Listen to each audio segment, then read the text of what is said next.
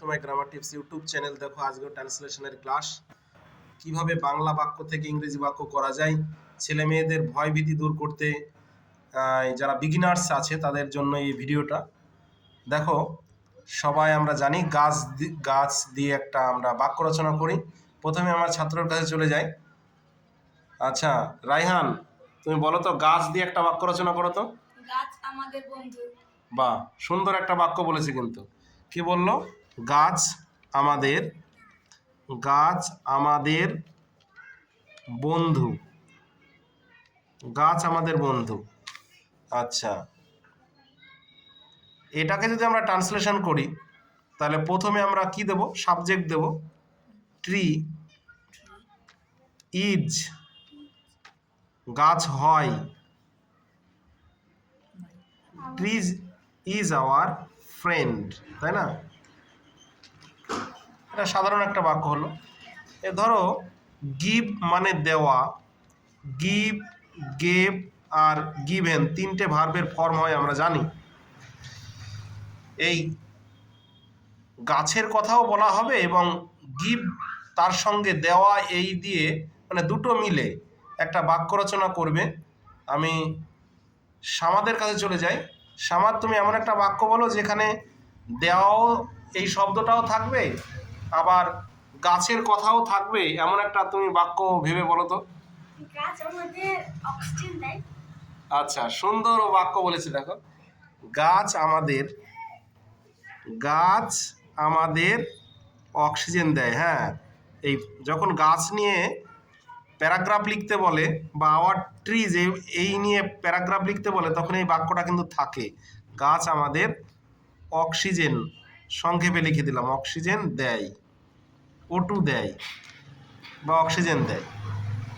দেখো দেয় ট্রান্সলেশন করতে গেলে কিন্তু ফর্মুলা ছাড়া কিন্তু ট্রান্সলেশন হয় না। দেয় বলতে কি? এখনও দেয়, প্রতিদিন দেয়, এরকম বোঝালে আমরা কি জেনেছিলাম? প্রেজেন্ট ইনডিফিনিট টেন্স, তাই না? Indefinite tense. আচ্ছা রায়হান, সূত্রটা বলতে পারবা যে প্রেজেন্ট ইনডিফিনিটের ট্রান্সলেশনের যে বাংলা বাক্য থেকে ইংরেজি বাক্য যে সূত্র হয়, প্রথমে কি দিতে হয়? সাবজেক্ট। প্রথমে সাবজেক্ট দিতে হয়, তারপরে ভার্বের এক নম্বর, কিন্তু প্রয়োজনে এস বা ইএস দিতে হয়, তাই না? তারপরে লাস্টে কি হয়? Plus object.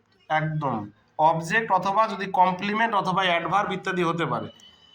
দেখো তাহলে লিখে ফেলেছি, সাবজেক্ট ভার্বের এক নম্বর, এস বা ইএস প্লাস অবজেক্ট, কমপ্লিমেন্ট হতে পারে, অ্যাডভার্ব হতে পারে, অ্যাডজেক্টিভ হতে পারে।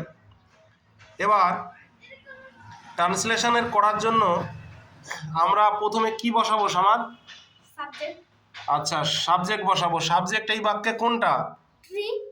গাছ। বাস, ঠিক বলেছে। তাহলে এই সাবজেক্টটাকে লেখা হয়ে গেল, ট্রি বলে দিলাম, তাই না?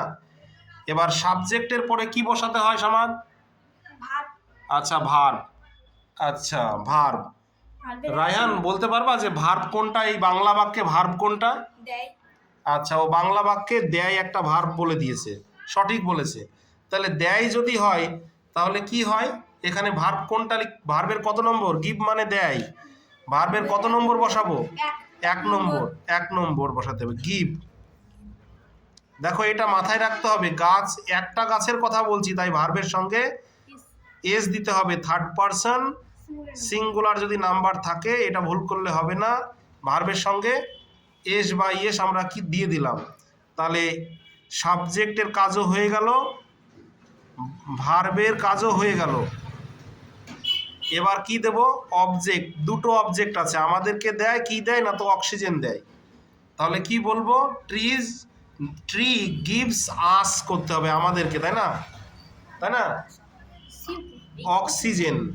অক্সিজেন লিখে দিলাম, সুন্দর ট্রান্সলেশন হয়ে গেল। তাহলে এটা সাবজেক্ট হলো, ভার্ব হলো, দুটো অবজেক্ট হয়ে গেল। একটা হচ্ছে ডিরেক্ট অবজেক্ট, একটা ইনডিরেক্ট অবজেক্ট। মানুষ যদি বোঝায় তাহলে সেটা ইনডিরেক্ট অবজেক্ট হয়, আর যেটা মানুষ বোঝায় না সেটা কিন্তু ডিরেক্ট অবজেক্ট হয়। তাহলে দেখছো তো সহজে কিভাবে একটা শব্দ দিয়ে বাক্য রচনা হয়। কিন্তু আমাদের টেন্সের সূত্র না জানা থাকলে কিন্তু ট্রান্সলেশন হবে না। তাহলে ট্রান্সলেশন শিখতে একটু টেন্সের ফর্মুলা মনে করে কনফিডেন্সের সহিত আমি পারবো এমন যদি করা যায়, মনোভাব নেওয়া যায়, অবশ্যই সবাই ট্রান্সলেশন করতে পারবে এবং ইংরেজিটাকে একটু সহজই মনে হবে। ঠিক আছে, পরের ক্লাসে আরও ভালো সুন্দর ভিডিও নিয়ে আসবো। ভিডিওটি দেখার জন্য ধন্যবাদ।